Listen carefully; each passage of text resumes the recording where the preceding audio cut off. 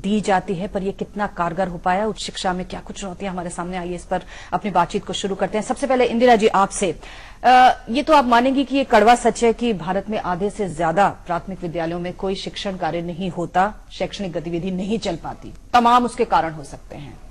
एक तरफ हम कहते हैं कि 6 से 14 साल के हमारे बच्चों को हम मुफ्त और अनिवार्य शिक्षा दे रहे हैं। ये जो गैप है, इतना बड़ा गैप जो है, कैसे आपको लगता है हम पूरा कर सकते हैं, और क्या आपको लगता नहीं है कि एक ऐसा सच है जिसे आज हमें निगलना पड़ता है?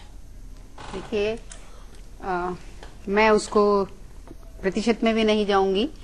ये एक सच है और इसे हमें स्वीकार करना चाहिए कि एक बहुत बड़ा बच्चों का हिस्सा ऐसा है जो स्कूल जाकर नहीं सीखता, और एक ऐसा भी हिस्सा कहीं कहीं अब भी बचता है जो नहीं जाता स्कूल।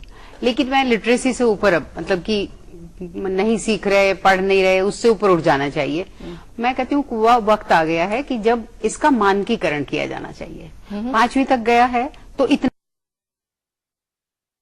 आना ही चाहिए, अन्यथा ना कहें कि उसने 5वीं की है, ठीक है। और उसमें बहुत सी चीजें शामिल हैं, उसमें दक्षताएं शामिल हैं। मैं ये नहीं कह रही कि उसको कोई परीक्षा के लिए तैयारी कराई जाए, कुछ दक्षता उसमें उस समय की उस काबिलियत उतनी पैदा की जानी चाहिए हर तरह से। दूसरा, इसी तरह से अगर 8वीं कर ली है तो वो, अब अगर मैं समझने लगूं कि मैं शिक्षित हूं और मैं लिख पढ़ भी न सकूं, और मैं जीवन क्या है, उसमें चुनौती जीवन की क्या है, उसे भी मुझे किस तरह उसे भी न समझ सकूं, तो मतलब हम तो ये तो पूरी तरह से ही एक। और दूसरी तरफ ऐसा है कि हमारे यहाँ से कितना बच्चा उच्च शिक्षा के लिए विदेशों में जाता है, और कौन सी ऐसी विदेशी यूनिवर्सिटी जहां उन्होंने अपने झंडे नहीं गाड़े, हर जगह।